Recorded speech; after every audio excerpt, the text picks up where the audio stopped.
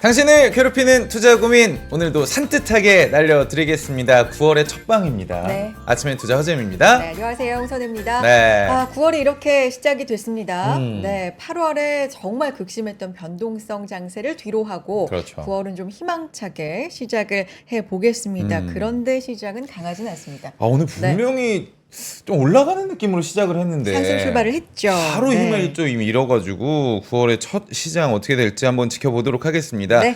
8월 달 참 날씨도 더웠고요. 땀도 많이 나는데 주식하는 분들은 땀이 더 났다는 이야기가 있더라고요. 8월 달 오늘 좀 복귀하는 시간도 네. 가져오면서 9월 달 우리가 또 예측을 또 해봐야 그럼요. 되지 않겠습니까? 오늘도 시장 분석과 함께 여러분들의 고민 상담 함께 하도록 하겠습니다. 네. 아침엔 투자를 위해서 NH투자증권의 두 분 모셔보도록 하겠습니다. 오늘은 임성민 팀장님, 이민영 부장님 함께 하겠습니다. 반갑습니다. 안녕하세요. 어서 네, 오세요. 반갑습니다. 반갑습니다. 네, 안녕하세요. 네. 우리 임성민 팀장님부터 인사 한번 부탁드리겠습니다. 네, 안녕하세요. NH투자증권 영업부 법인센터의 임성민 팀장입니다. 반갑습니다. 반갑습니다. 네. 얼마 만에 뵙는 거죠? 일주입니다. 일주일 저번 주 만에. 월요일에 나오고 아, 딱 네. 일주일 만에 나왔습니다. 오랜만이다. 지난주 월요일에 제가 검은색을 입고 왔나 봐요. 좀 기억이 네. 안 나는데 근데 오늘 딱 저를 보시더니 재무 씨는 월요일마다 검은색을 입고 오시는구나 이렇게 다음 주 월요일에는 휘황찬란한 색깔로 제가 한번 준비를 해보도록 우리 하겠습니다. 짜지도 않아요. 블랙 앤 화이트가. 블랙 앤 됐어요. 화이트 그러니까요. 좋습니다. 네. 자, 그리고 이민영 부장님도 안녕하십니까? 아, 네, 안녕하세요. 네, 인사 부탁드려요. 네, 안녕하세요. 저는 NH투자증권 반포금융센터에서 자산관리 담당하고 있는 이민영 부장입니다. 네, 반갑습니다. 반갑습니다. 네, 언제나 차분하게 시장 얘기. 네, 긴장이 되네요. 두 번째인데도. 두 번째인데도 네. 조금 있으면 풀리실 겁니다. 그러니까요. 네. 조금만 있으면. 자, 이제 두 분 모셨으니까 우리 시청자분들께서 기다리고 계시는 포트폴리오 상담 그렇죠. 먼저 도와드리도록 하겠습니다. 투자인 코칭 한번 가볼 텐데요. 자, 먼저 참여 방법 안내해 드리도록 하죠. 링크 통해서 참여하시면 되겠습니다. 네. 내가 가지고 있는 종목, 전반적인 포트폴리오 지금 잘 갖고 있는 건지 뭐 여러 가지 고민이 있으실 수 있는데요. 설문 링크 통해서 참여해 보실 수가 있고요. 이게 조금 어렵다. 걱정하지 마시고 이메일 주소로 이메일 보내주시면 되겠습니다. 방법 2번에 이메일 주소 나가고 있죠. 이 주소로 보내주시고요. 네. 5종목 이상 없으셔도 되죠? 상관없습니다. 네. 오늘도 지금 사연을 제가 먼저 읽어보니까 네. 한 4종목 정도 보내주셨는데 추가적으로 고민하는 부분들도 있더라고요. 네, 네. 그러니까 여러분들 종목 상관하지 말고 일단은 여러분들 관심 종목까지 포함해가지고 많은 종목 보내주시면 저희가 최대한 친절하게 상담을 해드리도록 하겠습니다. 보내주실 네. 때 평단가, 수익률, 비중, 보유기간 적어주시고요. 이 출연진 분들에게 묻고 싶은 여러분들의 투자 고민 세세하게 적어주시면 저희가 더 열심히 살펴보도록 하겠습니다. 좋습니다. 자, 상담도 받아보시고 저희가 선물, 작은 선물도 보내드리니까 그렇죠. 받아가셨으면 좋겠고요. 음. 자, 오늘 들어와 있는 또 고민 사연 살펴보겠습니다. 재문 씨 부탁드립니다. 닉네임. 네. 나만 들어가면 망이라는 닉네임으로 보내주셨습니다. 남일 같지가 않다. 나만 들어가면 흥이었으면 진짜. 더 좋을 것 같은데 오늘의 고민 매수는 기술, 매도는 예술이라는데 저도 예술을 좀 잘하고 싶습니다. 안녕하세요. 저는 40대 여성입니다. 저는 오랜 시간 투자를 하고 있는데 이 매도하는 방법을 잘 몰라서 손실을 키우고 있는 것 같습니다. 제가 보유 중인 종목은요. 먼저 카카오입니다. 98,000원에 들어가셨습니다. 현재 3년 정도 가지고 있는데 카카오 꼭 주주가 아니더라도 알고 있는 악재들이 많잖아요. 그러다 보니까 이 주가가 떨어지고 더 이상 회복이 안 되고 있는 상황인 것 같아요. 사실 카카오는 수익이 좀 났었는데 조금 더 오르겠지 생각하다가 타이밍을 놓쳤습니다. 이대로 정리하기에 손실이 너무 큰 상황입니다. 어떻게 해야 할까요? 카카오 많은 분들 공감하실 것 같고요. 두 번째 NC소프트입니다. 3년 정도 보유를 했고요. 93만 6천 원에 매수했습니다. 이 계좌를 나눠서 가지고 있는데 손실률이 80%가 넘었습니다. 카카오와 NC소프트 정말 가망이 없을까요? 세 번째 삼천당 제약 가지고 있습니다. 들어간 지 한 달 정도 됐는데 최근에 다이어트 치료제로 분위기가 좋아서 들어갔는데 바로 하락세입니다.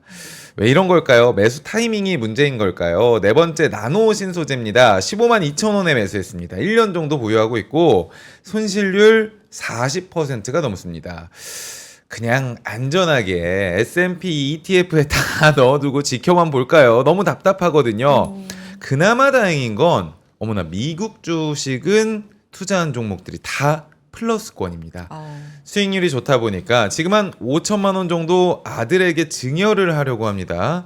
이 절세 효과가 있다고 하는데 이 경우 아들에게 증여한 걸 다시 제 통장으로 쓱 가져와도 될까요? 자세한 상담을 부탁드립니다. 네, 나만 들어가면 망님인데 이런 경우가 많아요. 내가 사면 떨어지고 팔면 그 종목이 오르고 사실 네, 남 얘기 같지가 않은데. 남 얘기 같지가 않은 게 지금 많은 분들께서 네. 박진숙님께서 네. 카카오와 NC 저도 있다고. 그러니까. 저랑 똑같네요. 포포송님께서 추run양 NC까지 점점점. 그러니까 약간 비슷한 결에 계신 분들이 지금 실시간으로 많이 보내주고 계시는 것 같아요. 네, 그나마 이제 다행이다라고 표현해 주신 건 미국 주식이 잘 됐다. 미국 네. 주식. 그래서 이제 증여 뭐 이런 관련된 뭐 절세 이런 고민도 함께 하고 계신 건데 네. 좀 하나하나 살펴보도록 하겠습니다. 일단 살펴보기 전에 전반적인 포트폴리오 이 배분 전략은 좀 어떻게 보셨는지 좀 들어볼까요? 그렇죠. 부장님, 팀장님은 어떻게 보셨는지. 자, 먼저 임성 부장님 어떻게 보셨어요? 포트폴리오 우선 네. 수익률이 국내 주식 수익이 너무 낮아서 네. 좀 굉장히 좀 가슴이 아픈데 그렇죠. 팀장님 가슴이 이게 아프다.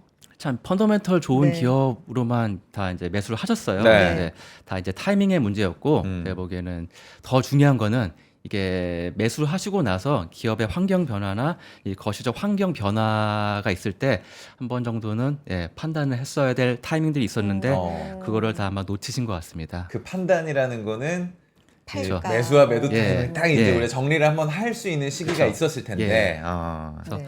대부분 보유 기간도 굉장히 이제 한 3년에서 맞아요. 이렇게 짧으면 1년까지 1개월 이렇게 됐는데 이 기간 동안 줄곧 이제 많이 하락을 한 종목들이 많기 때문에 네. 우선 이제 어떠한 환경 변화가 이렇게 이렇게 그 주식의 하락에 영향을 줬는지 좀 봐야 될 것 같고요. 그래서 이런 거에서 종합적으로 살펴보고 의견을 좀 드리도록 하겠습니다. 임성민 팀장님은 전반적으로 좀 아쉽다. 근데 그도 그럴 게 수익률이 뭐 마이너스 80%도 80부터 있고. 네, 지금 작은 게 네. 30% 마이너스 그러니까요. 30% 정도 되네요. 네. 자, 그래서 요 지금부터 이제 정리를 어떻게 하느냐 이게 또 중요하겠죠. 네. 팀장님의 의견 들어봤고 부장님 어떻게 보십니까? 네, 일단 사연자 그 사연 보내주신 분께서 종목 보니까 제가 봤을 때는 조금 좀 핫한 종목들, 핫한 종목들. 네, 그 시대에 핫한 종목들을 좀 추격 매수하는 그런 좀 성향이 좀 있으신 것 같아요. 핫했던 종목입니까? 네. 핫한 종목입니까, 부장님? 그 시기에 그 시기에 그 시기에 매수할 당시에 이제 가장 핫했던 그쵸. 핫한 좋다 하는 종목들, 이 종목 내가 없으면 소외될 것 같다. 어. 약간 이런 종목들을 주로 매수를 하시는 것 같아서 좀 그런 측면에서 앞으로 투자를 하실 때 좀 매수하는 관점에서도 조금 추격 매수보다는 좀 다른 좀 이익의 질이라든지 다른 부분을 좀 같이 보시면서 좀 투자에 임하시면 좀 좋겠다라는 생각을 좀 해봤습니다. 딱 우리 리오님께서. 맞아. 저 정도 하락이면 남들이 환호할 때 샀다는 건데. 그러니까 그러니까 그런 거죠. 내가 좋다고 생각하는 종목은 이미 남들이 다 좋다고 해서 매매가 좀 끝난 상황에 들어가는 것들이 많아요. 근데 또 추세가 살아 있을 때 사는 것도 중요하니까 뭐 이게 항상 좀 어려운 일이 아닐까 맞아요. 싶긴 한데. 네. 자, 하나하나 좀 보도록 하겠습니다. 고민을 고민 좀 한번 살펴볼까요? 정리를 해볼게요. 네. 제가 나만 들어가면 망님의 고민입니다. 총 한 4가지 정도 보내주셨는데 네. 수익 냈던 카카오 타이밍 놓쳤습니다. 다시 기회가 없을까요? NC소프트 게임주 이거 신작도 나오고 반응 좋다던데 어떻게 더 기다려볼까요? 비만 치료제로 전망 좋다더니 3천당 제가 들어가니까 또 떨어지네요. 왜 이럴까요? 2차 전지주 다시 뜨는 거 맞죠? 나노 신소재 조금 더 가지고 있어도 되겠죠? 라고 지금 보내주셨습니다. 네. 첫 번째 카카오입니다. 오늘 저희 방송까지 하면은 한 3-4번째 카카오 종목 우리가 이야기를 하는 것 같아요. 지금 뭐 금리나 수혜주가 제약바이오뿐만 아니라 IT다라고 하는 제가 이야기도 많이 봤는데 카카오 정말 많은 분들이 보유하고 계세요. 네, 제 네. 주변도 그렇고 저도 카카오에 관심이 많았는데 손실이 큰 분들이 정말 많습니다. 두 분 카카오 정리 한번 부탁드릴게요. 어떤 부분부터 들어보면 음. 카카오 진짜 저도 공감이 네. 되는 게 네. 아, 진짜 98,000원에 매수하셨는데 지금 36,000원 야. 와 있거든요. 어떻게 할까요? 네. 일단 그 카카오가 저희 대표적인 국민주잖아요. 예, 코로나19 시절에 가장 수혜를 많이 받았던 진짜 그런 종목이죠. 그래서 한때 카카오 주가가 PER 150배 이상을 이제 수준까지 올라간 적도 있는데요. 기억나요. 그때 네. 저도 네. 내가 왜 진작에 카카오 안 샀을까 매일 좀 그런 생각 했던 것 맞아요, 같아요. 맞아요. 네. 그래서 그때 당시에 제가 기억을 해보면 네. 그 주린이 분들, 어. 그 주식을 처음 이제 들어가시는 그렇죠. 분들. 그런 분들이 카카오에 대한 상담 전화가 굉장히 많았었던 걸로 제가 기억을 합니다. 어. 네. 네. 근데 안타깝게도 지금 카카오 그렇죠. 주가는 예, 코로나가 종식되면서 지금 이제 거품주처럼 예, 장기간 좀 힘든 시간을 보내고 있죠. 맞아요. 부장님 네. 말씀하셨던 것처럼 그때 당시는 야 카카오 사야 돼. 네가 카카오톡 쓸 때마다 그 가격 오르는 거라니까 이런 얘기 되게 많이 했었거든요. 네, 맞습니다. 지금은 상황이 좀 안 좋은 거예요. 네, 그러면? 맞아요. 지금 일단 그 실적 부분 좀 네. 중요할 것 같은데 제가 준비한 자료를 좀 한번 보죠. 볼게요. 실적이죠. 네. 네. 지금 여기 보면은 네. 카카오 주가랑 제가 이제 히스토리컬 과거 이제 실적 추이를 좀 비교해가지고 좀 네. 보려고 했는데 사실 좀 이따 얘기할 NC소프트도 음. 비슷한 주가 모양 차트 아, 모양을 그래요? 보이고 어. 있거든요. 그 고점이었죠. 그때 아까 150배 말씀드렸는데 그때가 이제 2021년도 네. 가장 고점이었을 음. 때였습니다. 그래서 그 이후로 카카오는 사실 지속적으로 주가 하락 추세가 이어지고 있는데 가장 크게 두 가지로 말씀을 드릴 수 있을 것 같아요. 첫 번째로는 전 사업부 성장률 둔화세. 요게 가장 큰 부담이고요. 두 번째로는 정부 규제와 조사 지금 전 그 김범수 CEO께서 예, 아무래도 정부 규제랑 네. 또 그런 부분들 때문에 그 장기화되고 있는 그런 사법 리스크 이슈가 앞으로 그 주가의 실적을 조금 발목을 잡는 그런 전망으로 지금 주가가 좀 예, 많이 힘든 상황입니다. 네. 그래서 카카오가 최근 발표한 2분기 실적을 살펴보면요. 매출액이 한 2조 정도 나왔습니다. 네. 발표한 거 2조 정도 나왔고 영업이익은 1,340억 원으로 전년도 대비해서 한 18% 정도 상승을 나쁘지 했어요. 않은데. 네, 나쁘지 않죠. 그래서 18% 상승해서 이제 시장 컨센서스 대비해서는 영업이익이 잘 나왔다. 이렇게 이제 저희가 받아들일 수는 있는데 그 내용을 보면요. 영업이익이 18% 상승한 요인이 AI 자회사죠. 카카오 브레인과의 합병 과정에서 회계상 비용 환입이 있었습니다. 아. 예. 비용 환입으로 인해서 일회성으로 좀 비용이 감소되는 효과가 있었던 거죠. 네. 그래서 이제 투자자분들이 투자를 하실 때 영업이익률이 이제 꾸준하게 좀 성장하는 그런 기업을 투자하는 게 좋잖아요. 네. 근데 이제 이번에 발표한 2분기 실적의 영업이익은 18%라는 숫자가 나오긴 했지만 일회성 비용 감소로 좀 단기적인 이슈가 좀 컸다라고 좀 말씀을 드릴 수 있을 것 같아요. 네. 그리고 저희가 대표적으로 인터넷 글로벌 기업 피어 그룹 비교를 해보면 뭐 다들 아시다시피 알파벳, 메타 플랫폼이 가장 대표적인 피어 그룹이죠. 네. 여기 보시면 ROE가 이제 올해 ROE랑 2025년도 ROE를 좀 추정을 한 표를 좀 보여드리고 있는데 네. 저희 그 카카오의 ROE를 보시면 작년에 이제 마이너스가 찍혔죠. 그리고 2024년도에 올해 이제 예상 ROE가 3%대, 그리고 내년 내후년에는 4%대. 그 알파벳과 비교해보면, 메타랑 네. 비교를 해보면 굉장히 차이가 많이 납니다. 아 그러네요. 예. ROE 같은 경우는 기업이 자기 자본을 활용해서 1년간 얼마를 벌어들였느냐 이거를 나타내는 대표적인 수익성 지표입니다. 그래서 ROE가 높다라는 거는 자기 자본에 비해서 그만큼 단기 수익을 많이 내서 효율적으로 영업 활동을 했다는 의미거든요. 근데 이제 글로벌 피어 그룹인 메타랑 구글 또 아마존이랑 비교를 해보더라도 ROE 비율이 굉장히 낮다라는 것을 저희가 보실 수가 있습니다. 네. 그래서 이런 부분이 조금 투자를 하실 때 좀 고려를 해 보셔야 될 부분인 것 같고요. 그리고 최근에 이제 2분기 컨퍼런스 콜에서 새롭게 취임한 정신화 대표가 네. 카카오의 중장기 성장 동력으로 카카오톡 개편과 AI를 강조를 했었죠. 예, 그래서 먼저 카카오톡 개편 관련해서는 카카오톡의 오픈 채팅 탭을 활용해서 전면형 광고 상품을 추가하고 또 커머스 쪽에서는 개인화 추천 기능을 강화할 계획이라고 밝혔습니다. 과거에 이제 카카오 같은 경우는 M&A나 사업 확장을 통해서 기업의 외형 가치 상승에 좀 집중을 했었죠. 네. 그렇지만 향후에는 이러한 비핵심 산업은 정리를 하고 핵심 산업인 AI와 톡 비즈니스 본업에 좀 집중하는 방향으로 이제 새로운 수익 모델과 성장성을 찾겠다라는 의미로 저희가 해석을 할 수 있겠는데요. 네. 투자자 관점에서는 기업의 장기적인 방향성 제시는 좀 긍정적인 부분인 것 같아요. 근데 이제 앞으로 나올 대화형 AI 서비스가 어떻게 이제 실적으로 반영이 되느냐, 이 부분이 이제 저희가 앞으로 모니터링을 해봐야 되는 부분인 것 같거든요. 제가 진행자분들한테 질문 하나 드릴게요. 아유, 좋죠. 네, 혹시 저희 일상 속에서 모바일 플랫폼 많이 활용하시잖아요. 그렇죠.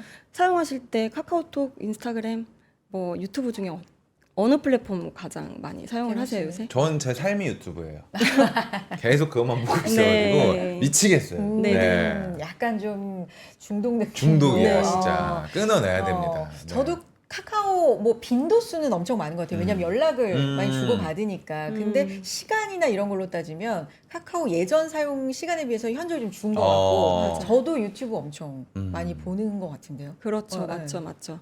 예, 최근에 그래서 닐슨 네. 코리아에서 이제 조사를 했는데요. 안드로이드 기준으로 2019년도부터 지금 현재까지 약 5년 동안 모바일 플랫폼 체류 시간 변화를 좀 조사를 했습니다. 네. 분석을 해보니까 카카오톡은 과거에 이제 2019년도에 800분 정도였는데 지금까지 5년이 흘렀는데 한 700분 정도로 오히려 감소하는 감소를 추세. 했구나. 그리고 반대로 유튜브 많이 보시는데 유튜브는 1200분에서 1600분으로 굉장히 그렇죠. 증가를 했고 또 인스타그램 요새 되게 숏폼 유행이잖아요. 릴스 많이 예, 나왔죠. 릴스 숏폼 예. 유행이잖아요. 예, 인스타그램은 300분에서 800분으로 아 이게 진짜 네, 상승이 굉장히 증가한 것으로 나왔습니다. 우리도 한번 릴스 한번 찍어야 돼. 네. 그래서 하반기에 이제 출시하는 이제 전면형 광고 상품 출시가 단기적으로는 좀 광고 매출 성장에 기여를 할 수 있을 걸로 생각이 드는데요. 앞으로 이제 최근 인터넷 플랫폼 시장이 글로벌 광고 쪽이나 콘텐츠 시장에서 숏폼 영상과 알고리즘 기반의 플랫폼이 이제 영향력이 증가하는 상황이기 때문에요. 향후에 카카오의 좀 혁신적인 서비스 개편이 가시화되지 않는다고 하면 단기적으로 주가는 상승 추세로 전환하기 쉽지 않아 보입니다. 아 쉽지 않구나. 그래서 결론적으로는 우리 보내주신 사연자님 같은 경우 어떻게 하는 게 좋을까요? 네, 사실 네. 카카오톡 2년, 3년 이상 장기간 손실 네. 보유하시는 분들 맞아요. 정말 많으실 것 네. 같아요. 맞아요. 예, 제 고객님들도 상당히 많으신데 현재 회사는 좀 장기적으로 새로운 청사진을 그리고 뼈를 깎는 쇄신 중에 지금 있는 상황이기 때문에 장기적 성장성 관점에서 말씀드리면 안타깝지만 좀 기술적으로 반등할 때마다 분할 매도 관점으로 좀 조심스럽게 좀 말씀을 드리고 싶습니다. 왜냐하면 차트를 보시면요. 네. 지금 거의 36,000원, 37,000원 정도 가격에 달하고 있는데 네.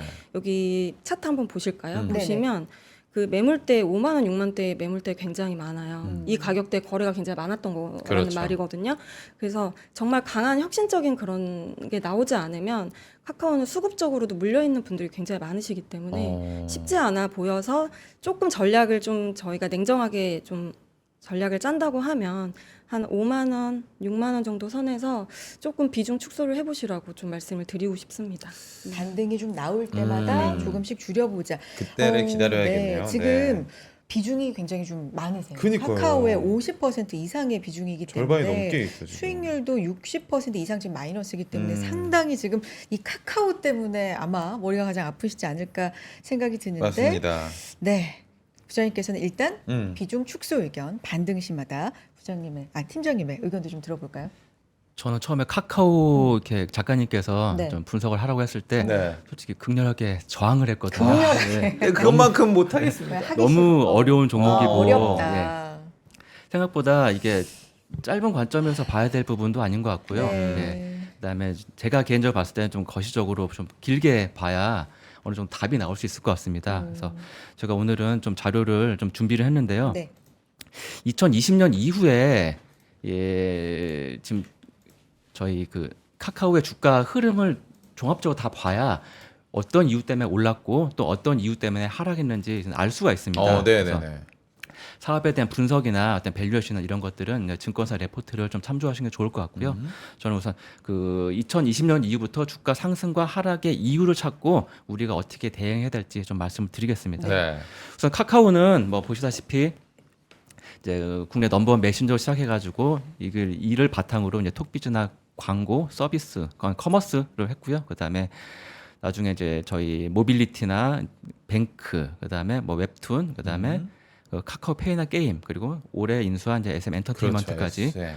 모두 이렇게 좀 구분이 돼 있습니다. 그래서 전반적으로 카카오에 대한 기업 가치를 볼 때 전반적으로 사업에 대한 가치와 그다음에 투자 지분의 가치를 합을 보는 게 맞고요. 전반적으로 이제 플랫폼 기업을 출발해서 내수 소비를 기반으로 다양한 사업을 이제 영위하고 있는 회사로 정리하면 네네. 되겠습니다. 네. 이 부분을 좀 봐야 되는데 제가 2020년부터 카카오 주가를 주봉으로 이렇게 그렸습니다. 이게 이제 카카오의 주가 주봉이고요. 네. 그다음에 이 부분은 이제 코스피 지수입니다. 오, 거의 뭐. 빨간 쪽하고 이제 파란 쪽을 제가 나눴는데 네. 이게 대략 2022년 이전과 이후라고 보시면 됩니다. 네. 2022년 이전에는 이제 다들 많이 기억하시겠지만 코로나로 네. 인해 가지고 굉장히 이제 그 내수 부양을 위해서 재정 정책과 이제 통화 완화가 함께 있었습니다. 네. 그러다 보니까 내수 소비가 당연히 활성화되었고요. 그 덕분에 플랫폼 기업이 굉장히 수혜를 받았습니다. 그래서 이때 주가 상승의 요인을 보면은 전반적으로 외부 요인이 되게 강했다고 볼 수 있습니다. 정부의 어떤 부양 정책, 그다음에 이제 글로벌 은행들의 이제 통화 완화하면서 당연히 한국은행도 통화를 완화했고요. 때마침 이때 또 플랫폼 기업 프리미엄도 함께 굉장히 좀 작용했기 때문에 이때 고속 성장이 있었는데 사실 이때 주가에 대해서 명확하게 좀 판단체적인 역량으로만 이렇게 주가 상승이 있었냐라고 보면은 시발점은 어찌 보면 통화 정책하고 이제 재정 정책 쪽이 시발점이 되었던 거고요. 이제 다들 기억하시겠지만 2021년 말부터 해가지고 저희 이제 금리를 좀 올리기 시작했습니다. 기준금리 올리기 시작했고요. 그때부터 카카오 주가는 상당히 이렇게 하락세를 보였습니다. 네. 그래서 이때는 전반적으로 금리 인상을 하였고 내수분이 되었고 그다음에 성장 속도가 전반적으로 많이 둔화되었습니다. 결국은 보면은 이 양쪽을 나눴을 때 이 주가를 움직일 요인을 보면은 각자 앞단에서 보면은 다 개별적인 요인보다는 거시경제적 요인이 훨씬 강했다고 네. 좀 볼 수 있고요. 그렇다고 하면은 과연 이 카카오 홈페이지에 나온 이제 실적입니다. 그리고 YOY는 제가 좀 정리를 한 거고요. 재밌습니다. 실적은 계속 상승을 했습니다. 매출액도 계속 이때 이제 20년에서 21년은 크게 성장을 했지만 그렇다고 22년과 23년도 성장을 안 한 건 아니었습니다. 10%씩 성장을 했고요. 특히 이제 콘텐츠 부분은 그 2020년에서 21년 51%, 그다음에 22년, 23년 각각 15%, 20% 이렇게 상승을 했습니다. 상당히 고속 성장입니다. 네. 그리고 플랫폼 부분도 역시 다소 이제 주춤하긴 하지만 그래도 계속 성장은 하고 있고요. 결국 보면은 카카오의 주가가 분명히 성장은 하고 있는데 왜 하락을 해야 되느냐 정확하게 설명드리기가 되게 어렵습니다. 다음 장 보시면 우리 이제 그 카카오 같은 경우에는 분명히 이제 그 투자를 많이 하고 있기 때문에 이쪽 회계상으로 이쪽 관계기업 및 공동기업 투자를 보면 20년에서 21년은 상당히 많이 상승을 했습니다. 이때는 이제 카카오뱅크하고 페이가 상장을 했고요. 네. 그 이후로는 전반적으로 통화 긴축이 있다 보니까 조달 여건도 악화되고 내수 부진이 있다 보니 자회사들 실적이 좋지 않아서 이쪽 이 자회사 투자 자산에 대해서는 어느 정도 좀 많이 둔화가 되었습니다. 그렇다고 해서 주가가 이렇게 갑자기 많이 빠질 것만큼 굉장히 하락했다고 볼 수 있지도 않습니다. 결국 보면은 이 거시경제적 요인이 크게 이제 작용을 했다고 보는데 제가 이제 따로 만든 그래프입니다. 네. 잘 보시면 2022년 이후부터 2022년 4월 30일까지 제가 이 그래프를 그린 건데요. 한번 보면 이 선을 기준으로 해서 상당히 대칭적인 모습을 보이고 네네. 있습니다. 이렇게 위쪽이 국고 3년 금리고요. 아래쪽이 그 카카오의 주가입니다. 네. 금리가 이렇게 오르는 동안 카카오 주가가 이렇게 빠졌고요. 다시 이렇게 금리가 하락하는 동안 살짝 반등을 했습니다. 네. 또한 금리가 다시 오르는 동안 다시 이렇게 하락을 했고요. 살짝 오르면서 주가도 살짝 반등을 했습니다. 예, 상관계수는 마이너스 0.85이기 때문에 이제 역의 상관관계가 네. 상당히 유의미하다라고 볼 수 있고요. 네. 이렇게 본다고 하면은 성수기 플랫폼에 대해서 시장의 평가는 결국은 플랫폼 기업으로 보는 게 아니라 결국은 플랫폼 내 비즈니스인 광고와 커머스 기업으로 평가를 한다. 결국 시장의 평가는 플랫폼, 아직 이제 성장에 정체된 플랫폼이 아니라 내수 소비 기업이다라고 볼 수 있고요. 이 기간 동안 상당히 금리와 역의 상관관계를 보여준 이 관계를 보면은 어느 정도 맞다고 이제 판단이 될 수 있습니다. 네. 근데 보면은 재밌게 이 부분 카카오가 어려운 이유가 바로 이런 겁니다. 분명히 금리가 빠졌는데 주가 같이 빠졌거든요. 이때는 두 가지 한 가지의 개별 리스크와 또 하나의 사회적 리스크가 있었던 게 하나가 바로 이제 그 김범수 의장님의 사법 리스크 가 있었고요. 그다음에 오늘 6월부터 이제 부동산 경기가 굉장히 안 좋았죠. 그 주가 상승했죠. 집값이 부동산이 좀- 상승했죠. 네. 상승하면서 가계부채 리스크가 계속 나오면서 소비 위축 얘기가 또 함께 나왔습니다. 이러다 보니까 이러한 주가 흐름을 이제 보였던 거고요. 그러면은 이제 과연 이제 카카오만 이렇게 그 국고 3년 금리와 역의 상관관계를 갖느냐? 그러면은 카카오의 이제 오랜 친구인 네이버의 주가를 보면 위쪽이 네이버 주가이고 모양이 거의 아래쪽이 비슷하다. 카카오입니다. 똑같습니다. 카카오와 네이버의 주가 상관관계는 0.94입니다. 야. 사실상 형제나 다름없고요. 네카오라고 그래서 그냥 예. 네카오, 맞아요. 줄여서. 사실상 네. 형제와 다름없고 네이버도 그러면 20년 이후로 실적이 나빴느냐? 절대 그러지 않습니다. 딱 좋았고요. 작년에도 매출 성장 10%씩 다 있었습니다. 네. 카카오, 네이버 공교롭게 둘 다 매출액은 대략 10%씩 성장했습니다. 네. 시장만큼 성장했다고 보면 되겠죠. 결국은 주가의 주요 변수는 개별 기업 이슈보다는 이 거시경제 환경일 가능성이 높다 보여주고요. 특히 이 네이버 주가를 보면은 이쪽이요. 이 전 화면에서 국고 3년 금리가 빠졌는데 반등은 하지 않았잖아요. 이러한 리스크 때문에. 근데 네이버는 반등을 했습니다. 그러니까 국고 3년 금리에 반응을 했다는 거죠. 네. 그리고 약간 더 하락했던 거는 아까 앞서 말씀드렸던 가계부채에 대한 그런 부담 때문에 소비 위축이 있었기 때문이라고 보여주면 됩니다. 결국 이 카카오와 네이버는 개별 기업으로 보면은 이 주가가 이때부터 이 주가가 설명하기가 되게 어렵습니다. 분명 성장은 하고 있잖아요. 그렇죠. 성장은 하고 있고 그렇다고 대단한 적자가 나지도 않았습니다. 영업이익률도 상당히 양호했습니다. 양호했기 때문에 결국은 이 주가를 어떻게 설명해야 되냐 보면은 가장 근원적인 부분, 그다음에 매크로 이 거시경제 부분을 보는 게 제가 보기에는 맞다고 보여지고요. 지금 현재 이제 아직 이제 우리나라는 그 기준금리 인하를 하지 않은 시점이긴 한데 점차 인하 얘기가 나오고 있죠. 그렇다 보면 이게 대응을 하려고 제가 이렇게 설명을 드린 거잖아요. 네. 그래서 대응을 어떻게 이제 의견을 드리느냐 보면은 지금 이 정치권에서 전국민 25만 원 지원금 이야기가 좀 나오곤 있습니다. 사실상 이제 재정 정책이죠. 네. 이러한 전국민의 25만 원 지원금이 나온다고 하면은 분명히 내수 소비가 활성화될 수는 있습니다. 그렇다고 하면은 단기적으로 제가 보기에는 카카오 포함해서 네이버까지 상당히 좋은 모멘텀이 될 수 있고요.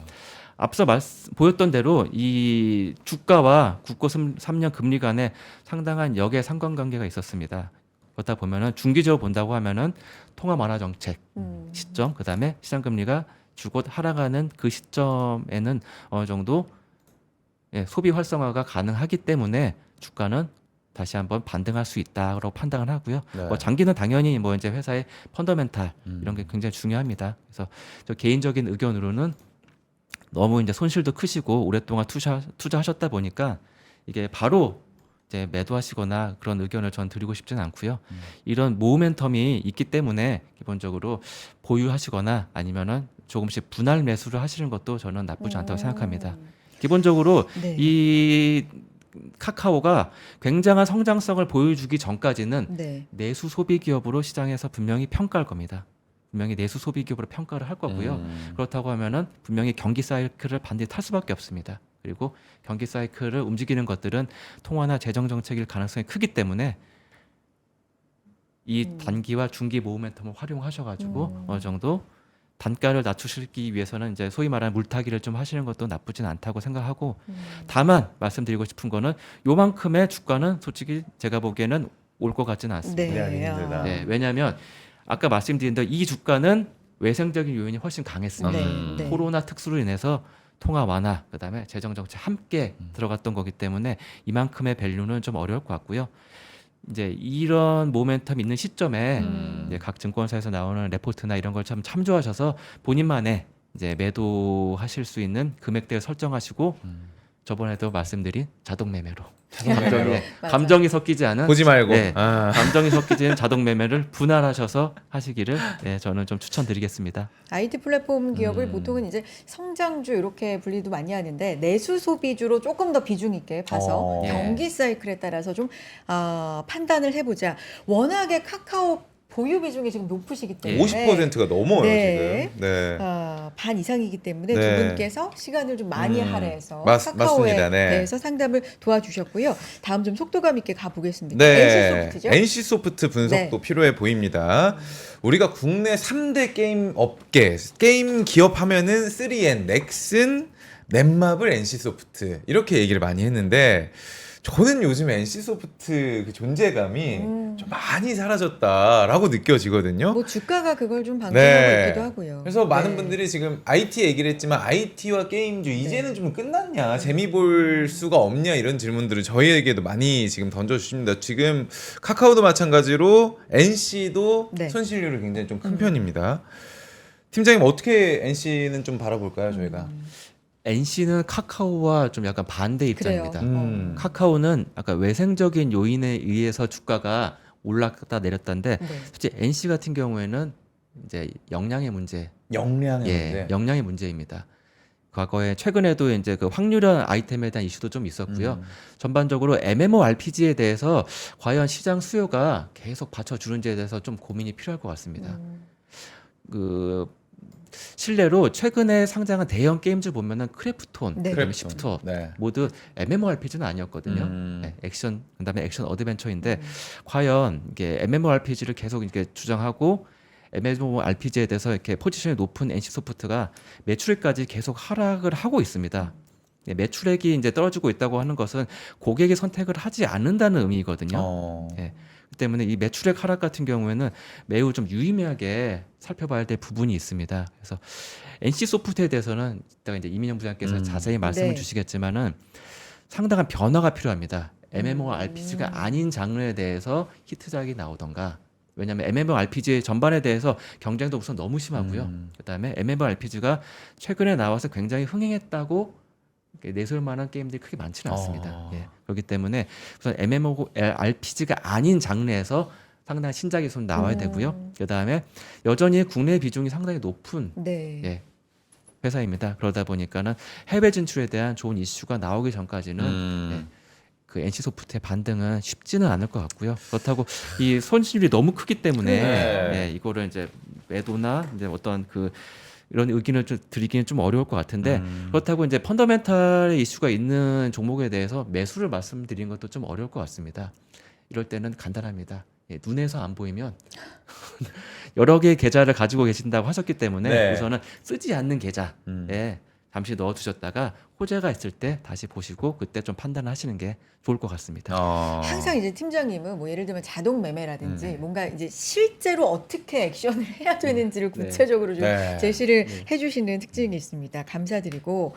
근데 이게 진짜 웃으면서 얘기할 수가 없는 게 NC소프트가 수익률이 80% 마이너스예요 지금. 제일 수익률이 안 좋습니다. 아, 지금. 3년 갖고 계셨는데 93만 원대 매수하셔서 지금 19만 원대 와 있으니까요. 이게 어떤 감정일까요? 저는 이 정도 낙폭은 없어가지고 뭐, 제가 팀장님, 와. 네, NC소프트 네. 어떻습니까? 네, 어렵네요. 어렵고요. 지금 이게 화면에 다 들어오는지 모르겠는데 네네. 일단 그 임성민 팀장님께서 말씀을 해주셨는데 NC소프트 아까 제가 카카오 주가도 같이 보여드렸어요. 네. 그 말씀해 주시면 나올 거예요. 네. 네. 그래서 카카오랑 마찬가지로 NC소프트도 네. 2021년도가 고점을 네. 찍었죠. 네. 그리고 나서 지속적으로 하락을 했습니다. 네네. 그 이유는 이제 위에 보시면 2015년부터 2023년도까지 매출액과 영업이익률을 좀 보시면요. 네. 거의 2015년부터 2020년도까지 거의 영업이익률이 28%, 34%, 30% 이상 정도는 나왔었습니다. 그러네요. 네. 그런데 2021년도부터 이제 꺾이기 시작했죠. 2021년도부터 16%대로 꺾이고 2022년도에는 21%. 근데 작년에 7%대로 쭉 떨어졌네. 예, 한 자릿수로 네. 예, 영업이익률이 예, 찍혔습니다. 사실 제가 이제 게임을 안 하다 보니까 주변에 이제 게임을 많이 하는 분들 좀 지인들한테 좀 조사를 좀 해왔습니다. 네네네. 예, 조사를 했더니 이제 NC소프트 다들 아시다시피 가장 그 리니지의 전설이죠. 리니지의 네. 전설이잖아요. 20년 동안 사실 리니지로 그렇죠. 사실은 음. 어떻게 좀 말씀드리기 좀 그렇던데 리니지로만 20년을 좀 살아왔다라고도 말씀을 드릴 수 있을 것 같은데 그만큼 엄청난 뭐 대표작. 네, 맞습니다. 장점이 또 네, 있었죠. 네, 맞습니다. 근데 이제 현재 국내 게임 업체들의 시총 네. 변화를 좀 보면요. 좀 변화가 있다. 네, 여기 제가 화면 한번 네. 보실까요? 네네네, 말씀해 주시죠. 보시면 지금 시가총액 네이버를 제외하고 네. 크래프톤이 지금 시총이 지금 1등이고요. 크래프톤이 지금 시총이 15조 정도 되네요. 15조 정도. 네, 15조 정도 되고 그리고 NC소프트 넷마블이 5조 정도 되고 네. 그다음에 이제 3위가 NC소프트인데 과거에는 이제 NC소프트가 1위였죠. 대장이었네. 네, 맞습니다. 예, 그래서 조금 이제 지금 국내 게임 업체의 시총 흐름도 변화하고 있고 앞으로 이제 게임 회사들의 주가가 향후에 어떻게 미래 게임 트렌드를 선도를 할 것이냐. 아까 말씀 주신 글로벌 경쟁력을 갖춘 회사들이 더욱더 이제 주가는 프리미엄을 받을 것이다라고 생각을 하고 있고요. 조금 저희가 이제 크래프톤이랑 좀 비교해서 좀 생각을 해볼 네. 필요가 네. 있을 것 같아요. 이제 크래프톤 같은 경우는 크래프톤도 상장을 하고 나서 주가가 계속 안 좋았습니다, 사실. 네.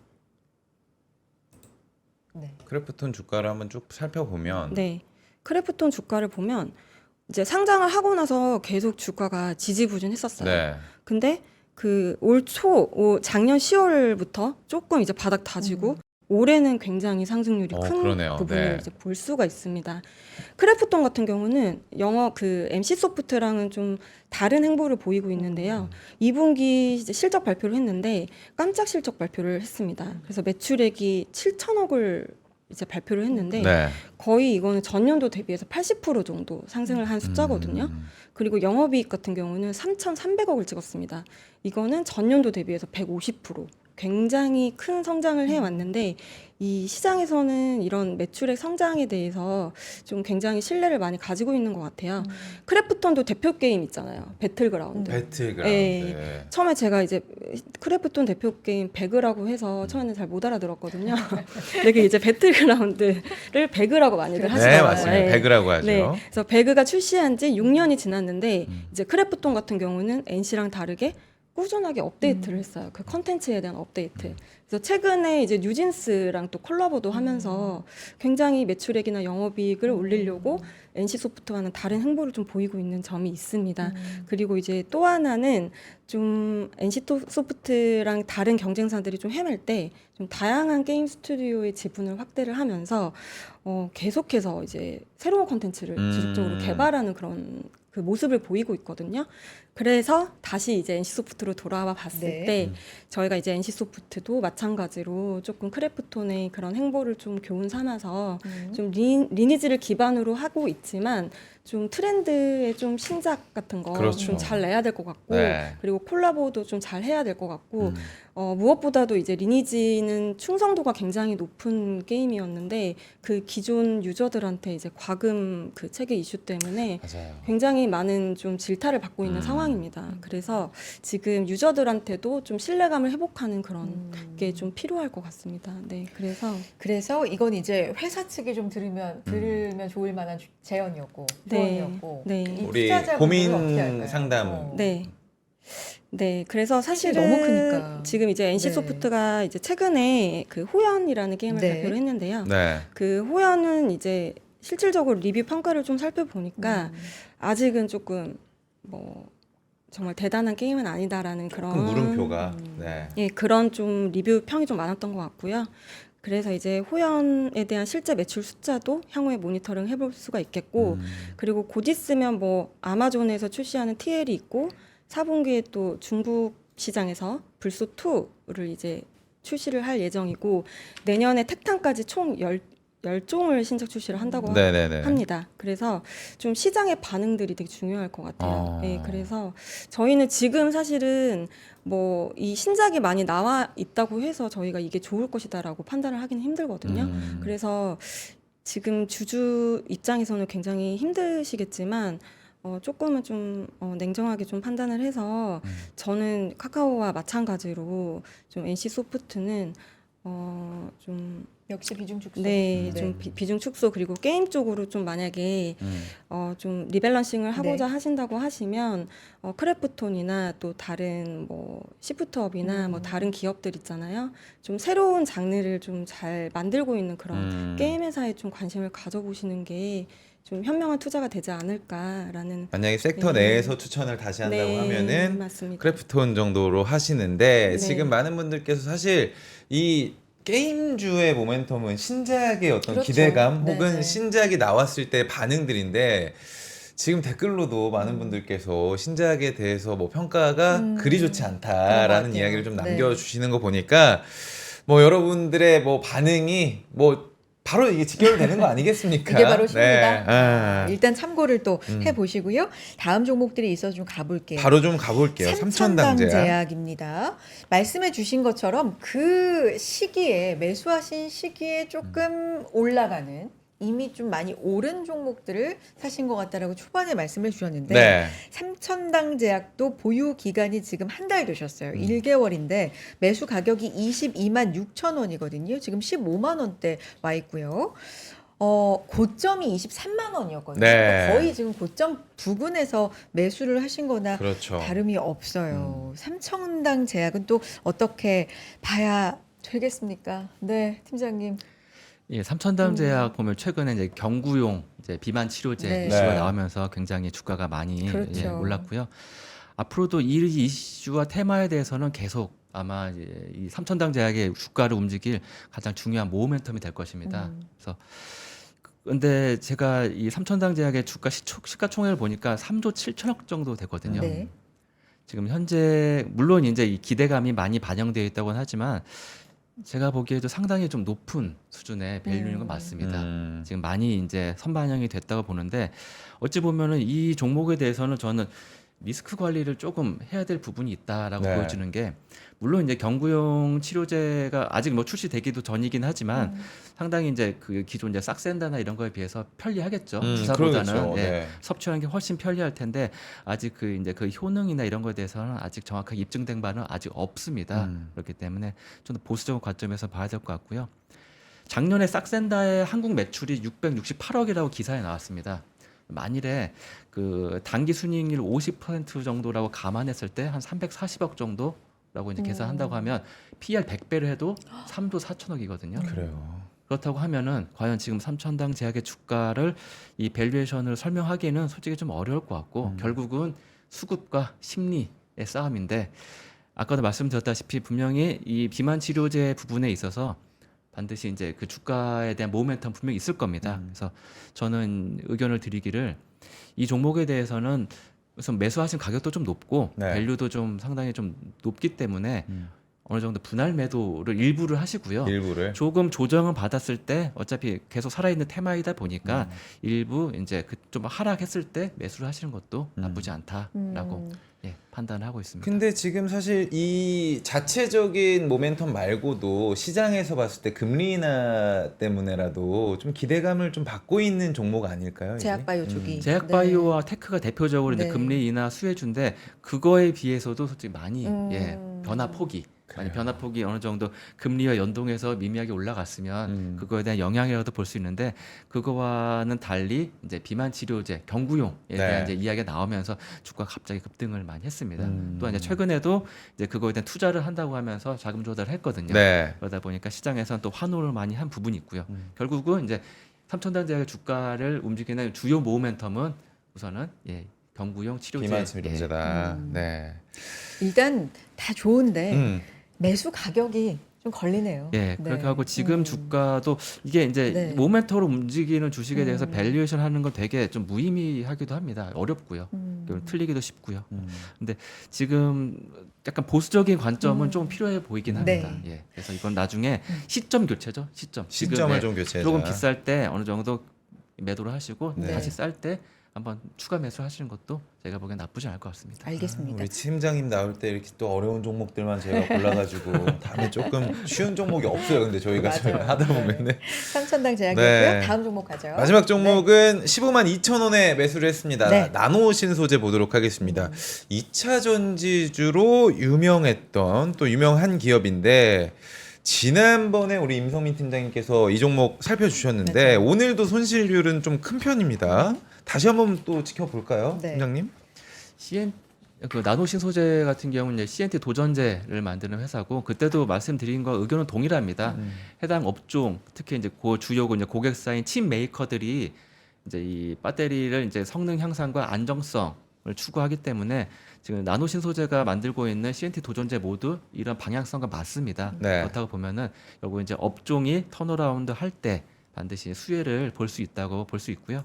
다만 이제 그때도 말씀드렸다시피 2차 전지 업종의 성장성에 가장 큰 이제 걸림돌이 될 수 있는 미국 대선 시점에 대해서는 결과를 보시고 그때는 좀 판단을 하셔야 될 수도 있다라고 말씀드리겠습니다. 네.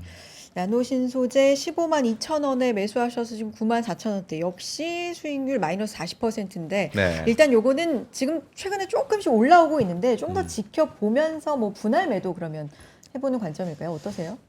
분할 매도보다는 보다는? 예, 우선은 보유를 하셨다가 네. 예, 좀 지켜보자. 업종 이거는 아. 업종을 봐야 될 종목입니다. 네. 예, 개별 종목은 충분히 경쟁력이 있기 때문에 업종을 보고 업종에 큰 이슈가 발생했다라고 하면 그때 선택을 하시는 게 제가 보기엔 좋을 것 같습니다. 요거는 지금 판단을 내리지 말고 네. 업종의 상황을 좀 지켜보자. 네. 당분간 좀 보유하시면서 자 이런 말씀을 해주셨고요.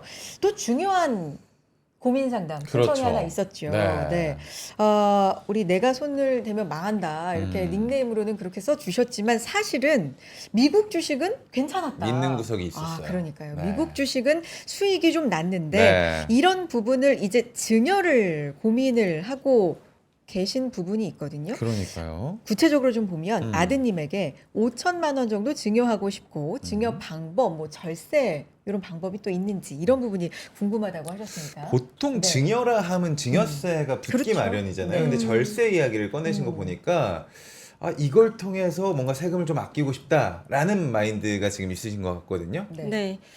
실질적으로 해외 주식 투자를 통해서 저희가 250만 원 이상 양도 차익이 있으면 저희가 250만 원 초과분에 대해서 22% 양도세를 내야 되는 부분이 있잖아요. 네. 그래서 이러한 부분 때문에 많은 분들이 이제 해외 주식 투자를 했을 때 양도세 절감하기 위해서 배우자나 자녀분들에게 증여를 많이 하고 계신데요.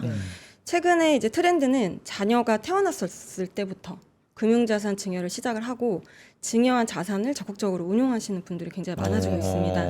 네, 제가 간단하게 이제 10년간 이제 금융자산 증여를 할 수 있는 방법에 대해서 좀 말씀을 네네. 드릴 텐데 먼저 이제 그 증여재산 공제라는 게 되게 중요합니다. 네. 예, 그 본인을 기준으로 했을 때 그 성인 미성년자 자녀에게는 이제 2천만 원, 10년 동안 2천만 원의 이제 기본 공제를 받으실 수가 있고요. 네. 그리고 성인 자녀에게는 5천만 원에 대해서 10년 동안 기본 공제를 받을 수가 있습니다. 그래서 요거를 활용해서 저희가 절세를 하는 건데 내년에 이제 저희가 상속 그 증여세는 세율 및 과표 조정이 좀 있어요. 그래서 이런 부분은 좀 나중에 말씀을 드리고 네. 먼저 금융자산 증여를 통해서 그러면 절세를 어떻게 하냐. 네. 좀 이해하기 쉽게 좀 도표를 그려왔는데요. 태어나서 이제 1세가 됐을 때 아까 제가 2천만 원이라고 말씀드렸잖아요. 네. 그럼 2천만 원을 이제 증여를 합니다. 그리고 나서 11세가 되면 10년 뒤죠. 네. 그럼 2천만 원이 또 생겨요. 그럼 2천만 원을 하시고 그 다음에 바로 21세로 넘어가서 성인이 됐을 때 5천만 원을 하시는 방법이 있고요. 아니면 그 19세가 될 때 성인이 되잖아요, 저희가. 그래서 난 좀 더 빨리 증여를 해서 운용을 빨리 시작하고 싶다라고 하시는 분들은 이제 5천에서 2천을 뺀 3천만 원을 이제 19세에 증여를 하게 됩니다. 네. 예, 그렇게 되면 이제 21세에 이제 또 21세까지 이제 5천만 원이 만들어졌죠. 네. 그러면 21세부터 31세까지 또 5천만 원이 생기는 겁니다. 아하. 예, 예. 그래서 이런 식으로 해서 저희가 비과세를 이제 활용을 하는 거거든요. 그래서 누적 증여 재산이 이제 실질적으로 내 자녀에게 30세까지 네. 1억 4천만 원이라는 기본 공제 혜택을 받을 수 있는 거죠. 그래요? 네. 우리 부모님이 저걸 몰라서 안 주신 건가? 대부분 모르셨을 그래요? 겁니다. 네. 빨리 아예 알려드리세요. 아예 뭐 네. 기별이 없으시던데 네. 저한테. 그래서 추후에 이제 네. 뭐 결혼을 하신다고 하시면 네. 예, 자녀분들에게 태어나자마자 증여를 하시면 제가요? 네. 저 쓸 것도 없는데 어떻게? 그래도 예, 2천만 원 정도면 10년에 2천만 원 정도면 음. 저희가 또 해볼 수 있을 것 아 같아서. 그래요. 네. 알겠습니다. 저도 네. 열심히 또 네. 벌어야겠네요. 일단 또 알아둬야죠. 그렇죠, 네. 그렇죠. 네. 이런 방법이 있구나 이렇게 알아두는 거고 그러면 우리 고민을 하시는 이제 부분 자체가 절세도 있고 이 아드님에게 증여한 걸 다시 제 통장으로 가져와도 될까요? 뭐 이런 부분이고 또 생각해봐야 될 게 현금 증여가 있고 주식 증여가 있고 뭐 이렇게 종류가 있지 않아요? 그렇죠. 네, 네, 맞아요, 네, 맞아요. 네. 네, 그래서 그 이제 현금 증여랑 네. 상장 주식 증여를 이제 화면을 보시면 대부분 이제 현금 증여도 많이 하세요. 사실은 현금 증여가 증여세 절차가 굉장히 간편합니다. 네. 그냥 2천만 원 딱 입금하면 입금한 날이 이제 증여일이 돼가지고 계산을 따로 할 필요가 없어요. 따로 문서를 뭐 작성하지 않아도 되나요? 그러면? 그냥 이제 거래 내역과 이제 증여세 신고만 하시면 돼요. 아 그러면 네. 증빙 자료만 가지고 있으면 되겠네요. 네, 맞아요, 맞아요. 근데 이제 상장 주식 증여 같은 경우는 저희가 여기 스텝 2에 보시면 평가 기간 대기라고 표현을 했는데 증여일 이전 이후 2개월 총 4개월간의 종가를 평균액으로 계산을 하는 작업이 필요합니다. 네. 그래서 총 4개월간의 종가 평균액으로 계산을 해서 증여일 이후에 이제 수증자에게 주식 이제 증여를 하게 되는데요. 이제 해외 상장 주식을 하시는 분들은 환율까지 고려를 하셔야 돼요. 아. 그래서 이런 환율 부분까지 이제 다 체크를 해가지고 이제 하시면 되겠고요. 이제 차이점이 이제 증여를 했는데 만약에 주가가 상승하거나 하락을 했을 때 네. 내가 생각하고 있는 증여재산 가액이 예상한 가액보다 커질 수 있잖아요. 그러면 커지거나 작아질 경우에 증여 신고 기한 내에 증여 취소가 가능합니다. 네. 주식 증여 같은 경우는. 네. 그래서 이제 보통은 증여일을 기준으로 해서 3개월 내에 증여 신고를 하는데요. 그 이전에 이제 증여 취소가 가능하고요. 아까 뭐 반환 말씀을 하셨는데요. 증여한 주식을 그대로 반환을 해야 합니다. 취소를 하실 때는. 예. 그래서 뭐 매도 후 재매수해서 다시 반환할게 이렇게는 못 하십니다. 네. 그래서 이 부분을 좀 유념을 하시면 좋으실 것 같습니다. 네. 알겠습니다. 자, 저희 지금 우리 상담 신청해주신 분의 고민이 워낙에 좀 깊다 보니까 네, 맞아요. 또 수익률을 보니까 우리가 그냥 대충 해드릴 그냥 수가 넘어가면 없어서 안 돼요. 좀 이거는. 길게 시간을 썼고요. 네. 그래서 중간 광고를 거의 마지막 들어야 되겠죠. 넘어갈까요? 아예 광고 듣고 오죠. 광고는 들어야 됩니다. 잠깐만 네, 듣고 올게요.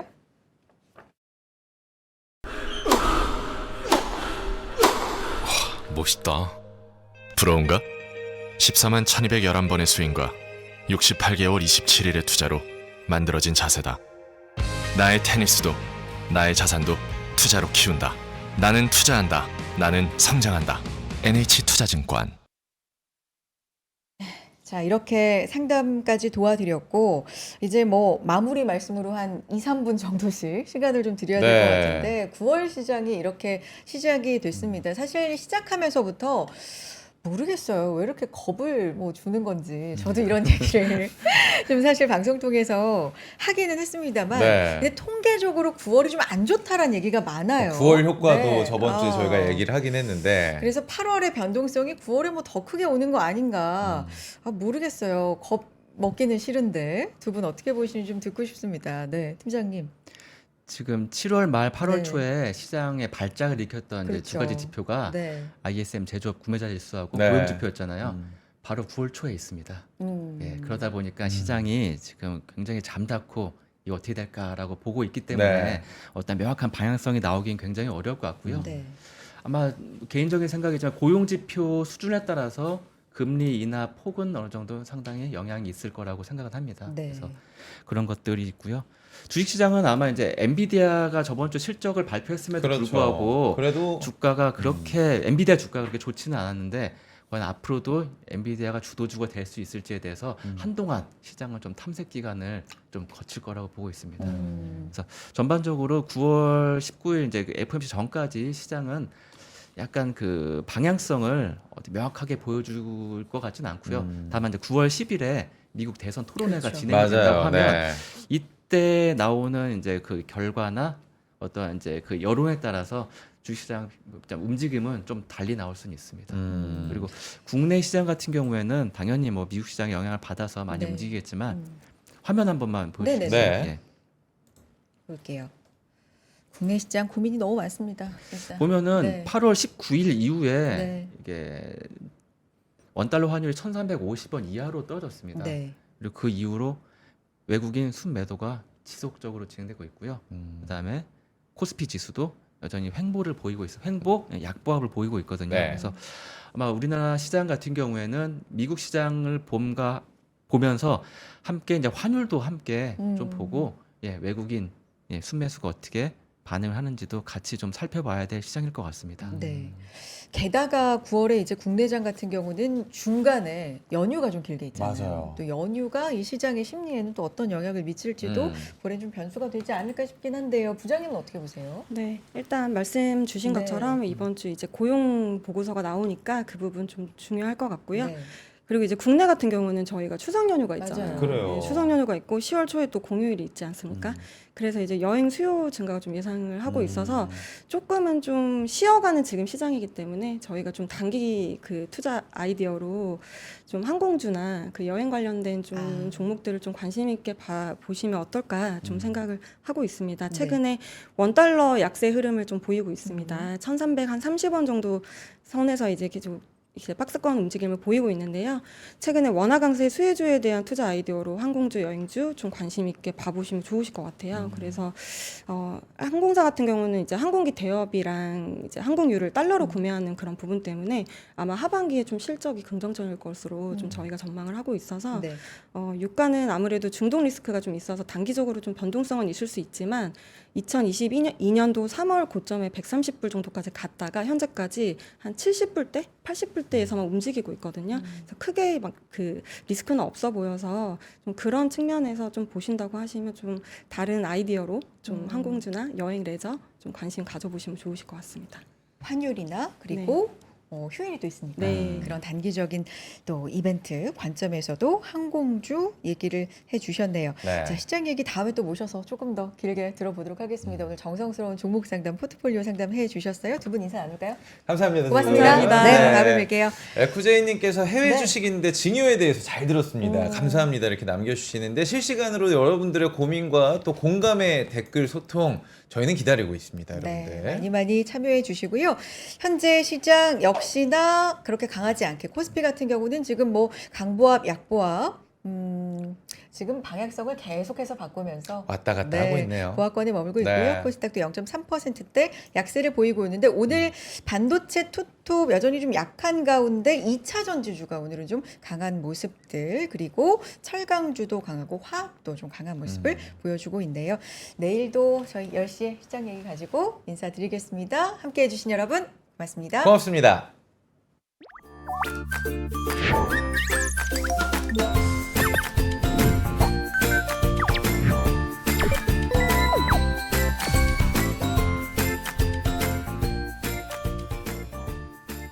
박근영, 이선영, 사경인, 염승환 투자 마스터들의 세심한 케어로 건강한 투자 습관을 만드세요. 3프로 멤버십 3프로 앱에서 확인하세요.